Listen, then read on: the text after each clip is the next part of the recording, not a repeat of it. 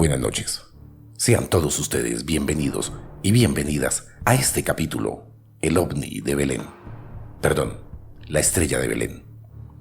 Prepárense una buena taza de café. Apaguen sus luces y escuchemos atentamente.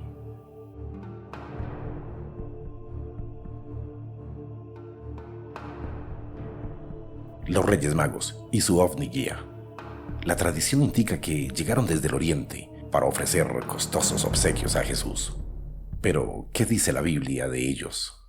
El origen de sus nombres, el significado de sus regalos y por qué las reliquias viajaron desde Arabia, donde supuestamente se hallaron, hasta Alemania. Hoy, 6 de enero, la Iglesia Latina celebra la fiesta de la Epifanía del Señor. Para todos los que tenemos una gran incidencia en la cultura hispánica, es la fiesta de los Reyes Magos. La Epifanía proviene del griego etipabeia, que significa manifestación. Es un gran acontecimiento religioso. Pero esa manifestación no es solamente de Dios, del Dios de los cristianos. Hubieron varias manifestaciones epifánicas en la historia de las religiones. Para muchas culturas, las epifanías corresponden a revelaciones o apariciones, en donde los profetas, chamanes, médicos, brujos u oráculos interpretan visiones más allá de este mundo. A manera de ejemplos algo actuales, recordamos a Nostradamus, nacido en 1503 y duró hasta 1566, con una colección de 942 cuartetas poéticas y proféticas. También recordamos a Evangelia Pambeda Gusterova, más conocida como Baba Vanga, nacida en 1911 y hasta 1996, su fin, con múltiples de predicciones y muchas de ellas acertadas. Claro que de ellos hablaremos más adelante en próximos capítulos. En el Antiguo Testamento tenemos muchas manifestaciones del Dios de Israel a los profetas, Abraham, Noé, Elías, Eliseo, etc. Pero sin duda, la más famosa de todas es la manifestación de la divinidad por medio de la zarza ardiente a Moisés, allá en el monte Sinaí. En el Nuevo Testamento también habrá una serie de manifestaciones de la divinidad. Jesús dará a conocer su divinidad a diferentes personas y en diferentes momentos. Los cristianos reconocen como epifanías 4 eventos a saber. ¿Por qué les hablo de esto? Es para ponerlos en contexto, un contexto más claro, más explícito, para que sepan de dónde, por dónde y para dónde vamos en el tema OVNI.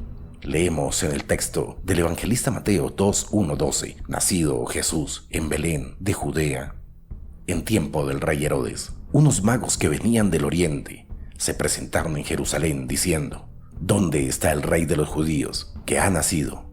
Pues vimos su estrella en el oriente y hemos venido a adorarle. Oyéndolo el rey Herodes se sobresaltó. Convocó a todos los sumos sacerdotes, escribas del pueblo, y por ellos estuvo muy informado del lugar donde había de nacer Cristo. Ellos le dijeron: en Belén de Judea, porque así está escrito por medio del profeta. Y tu Belén, tierra de Judá, no la menor entre los principales clanes de Judá, porque de ti saldrá un caudillo que apacentará a mi pueblo Israel. Entonces Herodes llamó aparte a los Reyes Magos y por sus datos precisó el tiempo de la aparición de la estrella. Después, enviándolos a Belén, les dijo: id e indagad cuidadosamente sobre ese niño, y cuando lo encontréis, comunicádmelo para ir también yo a adorarle. Ellos, después de oír al rey, se pusieron en camino, y he aquí que la estrella que había visto en el oriente iba delante de ellos nuevamente, hasta que llegó y se detuvo encima del lugar donde estaba el niño. Al ver la estrella, se llenaron de inmensa alegría. Entraron en la casa, vieron al niño con María, su madre, y postrándose le adoraron. Abrieron luego los cofres y le ofrecieron dones de oro, incienso y mirra. Y avisados en sueños que no volvieran donde Herodes, se retiraron luego a sus países por otro camino. ¿Qué ofrecieron a Jesús y por qué? Pues bien, el oro, el incienso y la mirra tienen su significado. Empecemos por el oro. El oro es el regalo que se da a los reyes, el metal más preciado. Sirve para reconocer la realeza, la grandeza de esa persona. La reina de Saba otorgó este regalo al rey Salomón. Luego, dio ella al rey 120 talentos de oro, mucha especiería y piedras preciosas. Nunca llegó tal cantidad de especias como la que dio la reina de Saba al rey Salomón. Veamos el incienso. En la Biblia, así como en la cultura hebrea y judía, se usaba para ofrecérselo a Dios. Se quemaba delante de Dios para ofrecer sacrificios. La Iglesia Católica aún hoy lo sigue haciendo. Por tanto, es una prueba de la divinidad del Cristo. Ofrecerle incienso como un auténtico Dios. El evangelista Mateo nos quiere decir que los magos reconocieron la divinidad del niño recién nacido y por eso le ofrecieron incienso como sacrificio para agradarle a Dios. Uno de ellos tomará un puñado de la flor de harina de la ofrenda con su aceite y todo el incienso que está sobre la ofrenda y lo hará arder sobre el altar como un memorial de olor grato a Dios. Veamos la mirra. Los judíos la utilizaban para embalsamar los cadáveres, pero también se usó como perfume para las personas y objetos. Es símbolo entonces de lo humano, de lo material, de lo carnal. Dice la Biblia que nos viene a enseñar que Cristo se hizo carne, se hizo humano verdadero, se hizo hombre y murió por nosotros. Por eso necesitó ser embalsamado con mirra. También Nicodemo, el que antes había visitado a Jesús de noche, vino trayendo compuestos de mirra y de aloes, algo así como 100 libras, dicen los católicos. Luego de este relato bíblico, los magos desaparecen de los textos evangélicos, pero reaparecen en la antigüedad. Ojo a esto. Helena, la madre de Constantino, dará unos restos que los nativos de Saba adjudicaban a los Reyes Magos del Oriente en el año 300 después de Cristo. Estas fueron custodiadas en Constantinopla hasta que el emperador Manuel se las obsequia a San Eustorgio, al ser nombrado arzobispo de Milán en 1148. Ya en 1163, el emperador Federico Barbarroja saquea la ciudad de Milán, roba las reliquias de los magos y las entrega al arzobispo de Colonia, la actual Alemania, Reinaldo de Dassel, en 1164. Desde entonces, las reliquias de los magos atrajeron una corriente constante de peregrinos a Colonia. La construcción de la actual catedral de Colonia se empezó en el año de 1248 para albergar estas importantes reliquias. La construcción de la catedral tomó 632 años y es actualmente la iglesia gótica más grande de Europa septentrional. El relicario que contiene los restos de los magos es el más grande del mundo y es una obra de orfebrería extraordinaria, de incalculable valor. Tiene unas dimensiones aproximadas de 110 centímetros de ancho, 153 centímetros de alto y 220 centímetros de largo. Los 3 sarcófagos están superpuestos, tomando la forma de una especie de basílica. 2 sarcófagos descansan pegados el uno del otro y el tercer sarcófago descansa sobre las aristas superiores de los otros 2. Los laterales están completamente cubiertos, así que no hay espacio visible entre ninguno de los sarcófagos. La estructura básica está hecha de madera, recubierta de oro y plata y decorado con filigranas, esmalte y unas 1000 piedras preciosas. Estas últimas incluyen muchos camafeos y piezas grabadas, algunas aún precristianas. En el Evangelio de San Mateo, que narra junto al de San Lucas la infancia y primeros años de la vida de Jesús, se dice que los sabios que fueron a adorar al recién nacido llegaron hasta Judea, siguiendo una peculiar estrella en el cielo. Estos sabios, que en el siglo III pasarían a ser 3 reyes con nombre propio y distintas procedencias, eran astrónomos que observaban los cielos y conocían el estudio de las estrellas, pero no está tan claro qué fue exactamente lo que los guió hasta aquel famoso pesebre. ¿Existió realmente la estrella de Belén o fue un añadido literario? Se ha planteado diversas teorías acerca de su origen, desde los que argumentan que ese punto de luz brillante no pudo ser otra cosa que una nave tripulada por extraterrestres, hasta los que hablan de meteoritos y lluvias de estrellas fugaces. Desde la astronomía se han buscado, como hicieran en su momento los misteriosos sabios, diversas explicaciones racionales al origen de esta estrella de Belén.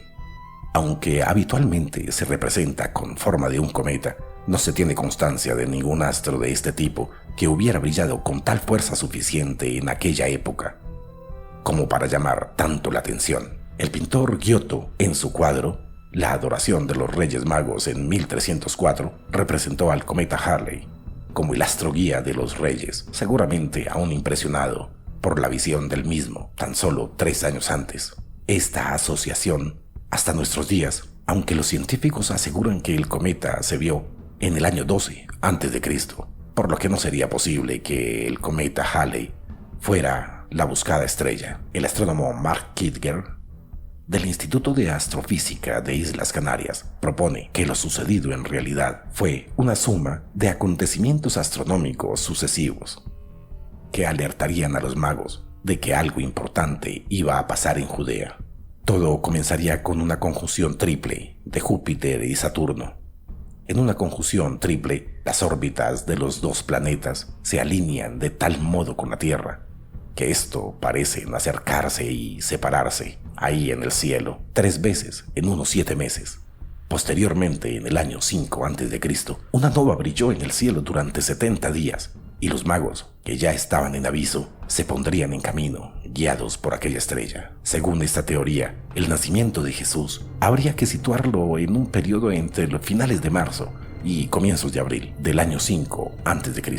Sí, suena loco, pero pues obviamente estamos hablando de lo que dice la Biblia. Pocas personas se atreven a hablar de la fecha del nacimiento, como ya lo dijimos en un capítulo anterior, del nacimiento de Cristo, con certeza, ya que se debe a que la elección del 24 de diciembre fue premeditada y que Jesús no nació el 24 de diciembre, solo se hizo para aprovechar las fiestas paganas. Y el llamado Año Cero es solamente fruto de un pequeño error de cálculo. Kitger argumenta que la fecha de muerte de Herodes se sitúa en torno al año 4 a.C., por lo que su explicación sería plausible. Todos conocemos la historia de la estrella de Belén, que guió a estos reyes magos desde Mesopotamia, pero nunca nos hemos preguntado el por qué una estrella podría moverse para guiar a estos reyes, o incluso por qué motivo. Esta y muchas preguntas más hacen que la historia que hemos leído en la Biblia sea motivo de polémica.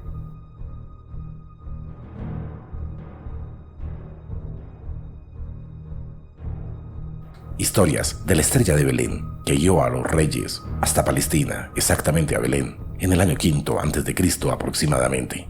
Su viaje duró poco más de 3 meses. Su camino fue complicado, ya que la geografía desde el lugar en el que partieron era algo abrupta, pero el rumbo siempre estaba marcado por la señal, que tiempo después algunos llamaron estrella.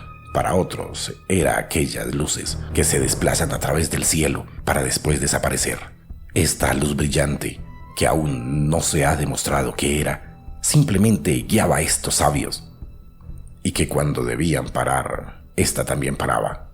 Este extraño suceso hace pensar en la actualidad que no se trata de un astro como se supone que sería, sino más bien bueno, esperemos. Cuando los Reyes Magos llegaron hasta Jerusalén, la estrella se detuvo, por lo que los sabios decidieron hablar con el rey del lugar y la explicación que el motivo de su viaje era llevarle ofrendas al nuevo heredero, quien naciera para gobernar su pueblo, Jerusalén. Tiempo después, la luz continuó su camino, por última vez a 7 kilómetros de Jerusalén, en un pueblo muy pequeño llamado Belén, donde se posó encima de un pesebre. ¿Pero qué es un pesebre? Un pesebre es un establo. Eso quiere decir que la estrella de Belén bajó tanto a la tierra para posarse justo encima de un pesebre. Porque si somos razonables con la perspectiva y vemos una estrella, está encima de nuestra casa, por ejemplo, pero si nos movemos a 100 metros a la casa del vecino, por la misma distancia en la que ésta se encuentra, también está sobre la casa del vecino. Entonces, no creo que haya sido una estrella. Todo esto que encontramos en el libro de Mateo de la Biblia, donde habla sobre la luz que guía a los magos hacia Belén. ¿Qué podríamos decir sobre esta luz? ¿Acaso fue una luz que contenía vida inteligente? Las respuestas a estas preguntas son diversas, ya que se han creado muchos tipos de teorías para representar esta luz, como la posibilidad de un cometa, una estrella fugaz, alineaciones planetarias, etc. Pero ninguna ha sido tan controversial como la teoría de los ovnis, guiando a los sabios. Dentro de estas posibilidades suena raro que un astro común podría haber guiado a personas hasta Belén. además de detenerse por momentos, lo cual no describiría una órbita común. La única respuesta a esta situación sería la posibilidad de seres que manejan a esta luz. Según la Biblia, en ningún momento se explica sobre qué es esta luz. Es más, únicamente hablan que guió por donde debían ir los sabios y qué debían hacer. Era como un forjador de historias divino, para conocer mejor sobre el caso y así descartar las demás posibilidades. Comenzaremos por hablar sobre la hipótesis del cometa, por la cola con la que se representa esta estrella de luz. Esta hipótesis comenzó después de conocer el cuadro pintado por Giotto en el año de 1304, como ya lo habíamos dicho. El artista italiano habría sido influenciado por el cometa Halley. Este cometa pasa cada 76 años cerca de nuestra órbita planetaria. Se tiene registros, gracias a la tecnología reciente, que el cometa Halley pasó por la Tierra en el año 12 a.C. con magnitud 1 en la escala de brillo, comparable con una estrella nueva, que son un poco más brillantes. Otra teoría nacería gracias a los más grandes astrónomos de aquel momento, los chinos, quienes registraban todo tipo de sucesos que pasaban en los cielos. Uno de esos registros que tuvieron fueron de 2 cometas que pasaron por el planeta entre los meses de marzo y abril del año 5 a.C. Uno de estos cometas fue visto por la que ahora conocemos como la constelación de Capricornio.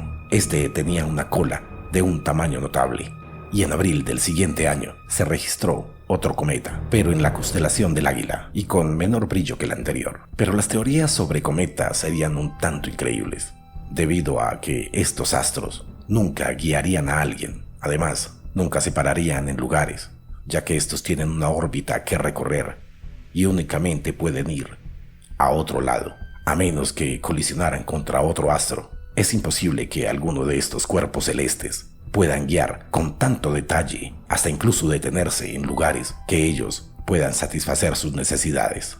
La misma explicación del párrafo anterior la podemos tomar para los asteroides o incluso para los planetas. Por ejemplo, el astrónomo Patrick Moore propuso que la luz que guió a los sabios de Mesopotamia hacia Belén sería un meteorito, pero tampoco es una respuesta muy satisfactoria que digamos. Son fenómenos que cumplen una ley física, a menos claro que, gracias a la voluntad de Dios, se puede haber movido y detenerse con la fuerza divina. Como ya lo dijimos también anteriormente, se sabe que el nacimiento de Jesús no fue exactamente en el mes de diciembre, ya que con las investigaciones hechas, el Hijo de Dios habría nacido cerca del mes de marzo. Además, esto se puede comprobar con un pasaje bíblico, en el que habla que habían pastores que cuidaban el rebaño cerca del pesebre. Sería algo ilógico, ya que en diciembre las temperaturas bajan considerablemente y ningún pastor hasta el momento se conoce que haría algo en tanto frío.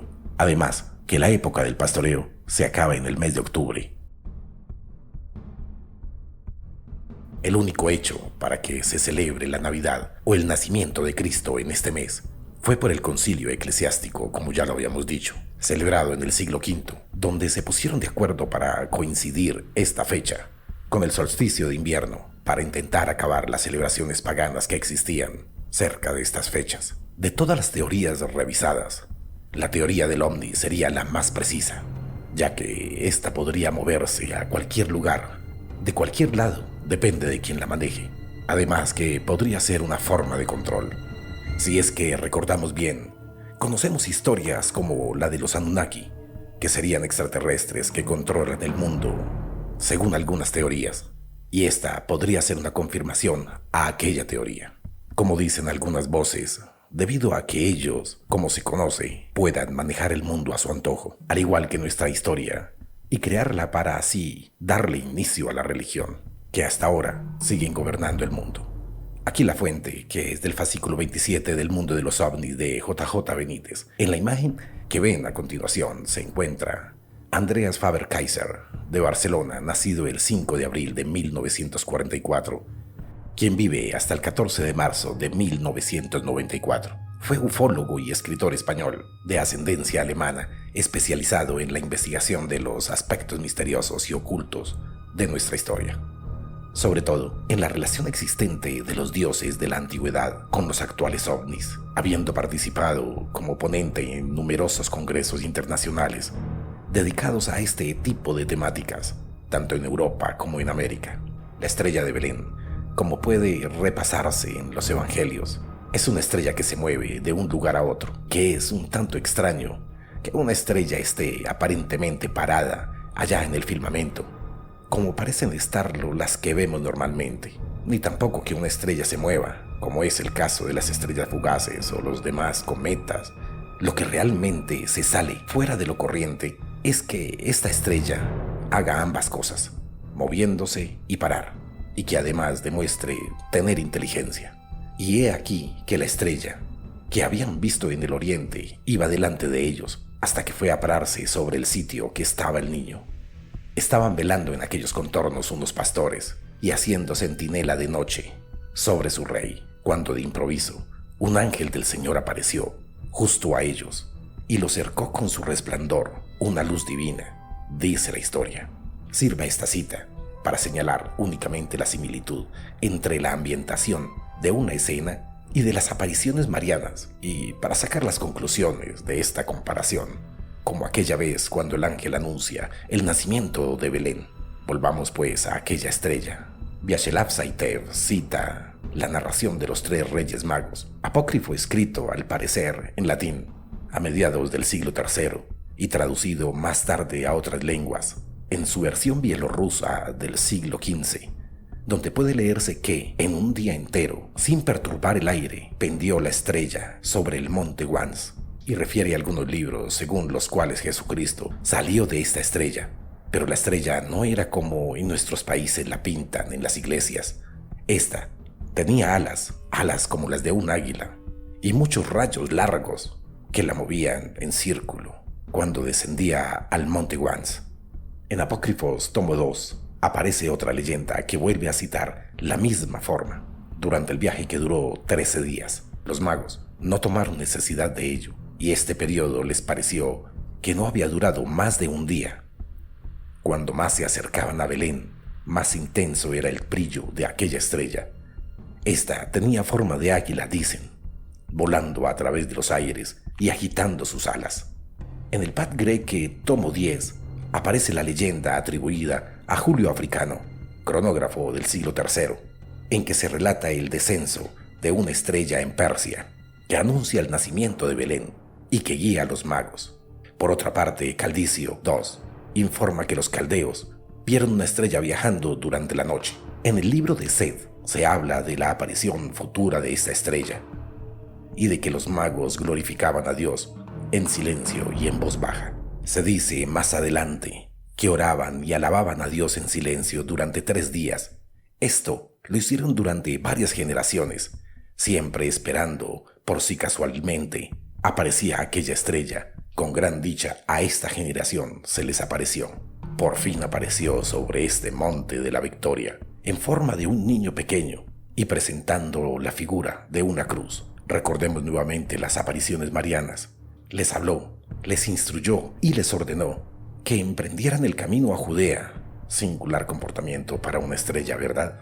Esta estrella se les presentó así durante 2 años, y ni el pan ni el agua le faltaron en sus viajes. También en el Éxodo se produce una ayuda semejante con el maná. En su estudio de la epístola de los Efesios, capítulo 19, San Ignacio subraya la novedad de esta estrella, que hacía que los que la contemplaban se quedaran mudos de estupor. Y el teólogo y exageta Diodoro de Tarso, que vivió en el siglo IV, afirma que esta estrella no era una de esas que pueblan el cielo, sino una cierta virtud o fuerza urano-diurna que había asumido la forma de un astro. Otra gran estrella y prometedora nos refiere a Varrón.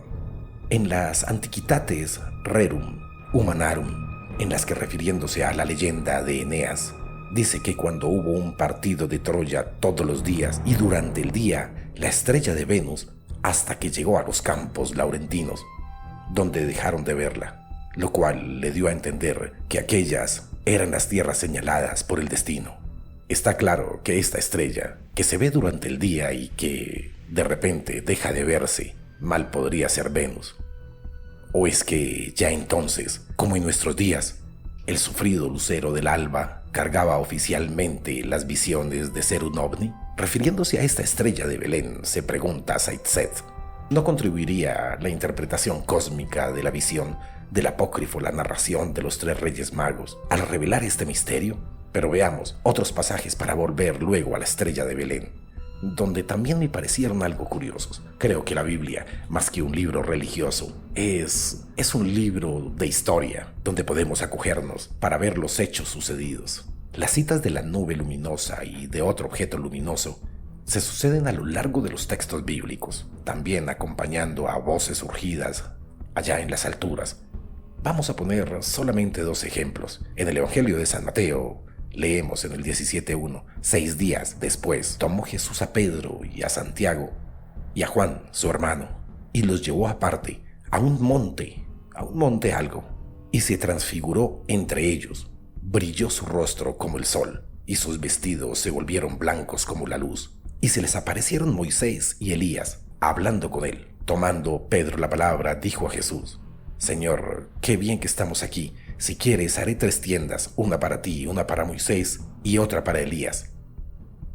Aún él estaba hablando cuando los cubrió una nube resplandeciente, y salió de la nube una voz que decía: Este es mi Hijo amado, en quien tengo mi complacencia. Escuchadle. Ahora, volviendo a los apócrifos, en el Evangelio árabe de la infancia reza, refiriéndose a Jesús ya cumplidos sus 30 años, el Padre le dio a conocer públicamente a la orilla del Jordán, con esta voz baja del cielo: Este es mi Hijo amado, en quien reposo, estando presente el Espíritu Santo en forma de blanca paloma. Pero pasemos a la columna de luz, que se me hace algo un tanto extraña. En los apócrifos de la infancia, y concretamente en el citado Evangelio árabe de la infancia, llamado hace poco, más que la redacción árabe del mismo, se dice con referencia a Jesús: y cuando su madre, la Virgen María, le lleva gozosa en sus brazos, le vio el anciano Simeón resplandeciente como una columna de luz. Y en la redacción sírica del mismo apócrifo, identifica años más tarde, se dice que María, a quien el anciano Simeón vio como una columna de luz, pues fue al contrario, dicen otros. Veamos, volveremos sobre el tema de la nube, de aquella columna de luz luminosa que cita la Biblia. La misma redacción sírica del citado evangélico de la infancia, al hablar de la adoración de los Reyes Magos, refiere a que la noche misma del nacimiento es enviado a Persia un ángel guardián que se aparece en forma de estrella brillante a los magnates del reino. Entonces, 3 reyes guiados por este mismo ángel que había arrebatado a Habacuc, vivía en Judea el profeta Habacuc, el cual, cocida la comida y mojado el pan en la cazuela, se iba al campo para llevarla a los segadores, y tomándole un ángel del Señor a Habacuc, le dijo lo siguiente: Señor, nunca he visto Babilonia en el foso de los leones. Este ángel, tomándolo de la coronilla y por sus cabellos, le llevó hasta Babilonia, encima del foso de los leones. Con la velocidad del espíritu, narra este libro. Recibido así Daniel la comida, y levantándose, comió, y al instante el ángel de Dios destituyó a Habacuc en su lugar. ¿Qué quiere decir esto? Parece extraño, pero me parece que el ángel trasladó a Habacuc en el tiempo, en el espacio, en cuestión de segundos. Devolvamos a los reyes. Guiados los 3 reyes, pues como decíamos, por este ángel, llegan a Jerusalén, en donde preguntan por el rey recién nacido, como ya lo habíamos dicho. Es extraño que esta estrella, después del 5.º día de que los reyes están con el niño, la misma estrella se aparece y los guía de nuevo hasta su país. En el camino de Hebrón, a unos 7 kilómetros de Jerusalén, se halla situada la aldea de Bet-Lam, el antiguo Belén de Judá, la vieja senda que en su tiempo había sido ya recorrida por Abraham. Lleva casi exactamente de norte a sur. En su tercera conjunción, los planetas de Júpiter-Saturno se unieron de tal forma que parecían formar una sola estrella, y el crepúsculo vespertino eran visibles en dirección del sur, de manera tal que los magos de Oriente, en la ruta que seguían de Jerusalén a Belén, siempre tenían aquella estrella ante sus ojos. La estrella sí iba, tal como dicen los evangelios, pero no paraba, no los guiaba, simplemente estaba allí. Porque de no ser así, y siempre seguir la dirección que le señalaba la conjunción entre Júpiter y Saturno, y por tratarse de un fenómeno extraatmosférico, que por lo tanto, por mucho que avancen los magos, siempre quedarían situados delante de ellos, de haber seguido en esta dirección, repetimos, ¿dónde habrían llegado? Solamente habrían llegado a su deceso por inmersión en las aguas litorales del Mar Rojo. Pero no, ellos se paran a escasos 7 kilómetros de Jerusalén. ¿Por qué? Porque no iban en pos de la conjunción de Júpiter y Saturno, sino en pos de un objeto brillante. Este objeto que literalmente los guió hasta Jerusalén. ¿Por qué además nos atenemos a los apócrifos? Veremos que esta misma estrella descendió, adoptó formas diversas y habló y hasta volvió a acompañar a los reyes a sus países de origen. Sea como fuere, lo único que podemos afirmar al cabo de casi 2000 años de aquella aparición es que la susodicha estrella de Belén sigue siendo para nosotros, con todas sus letras, un objeto volante luminoso no identificado. Las crónicas antiguas citadas así lo atestiguan. Muchas gracias por escucharnos. Acojamos, por favor, como propósito para este año nuevo, tomar un libro y leerlo a plenitud, disfrutarlo y, si es de nuestro agrado, compartirlo. Les deseamos un feliz fin de semana, felices Reyes. No te olvides de compartir este video, darle like y suscribirse. Cuéntanos tus historias al correo latingpodcast@gmail.com. Estamos en todas las plataformas: Spotify, Google Podcasts, Apple Podcasts y Twitter e Instagram como Latin Ghost Podcast. Nos despedimos desde Bogotá, Colombia, para toda Latinoamérica y el resto del mundo.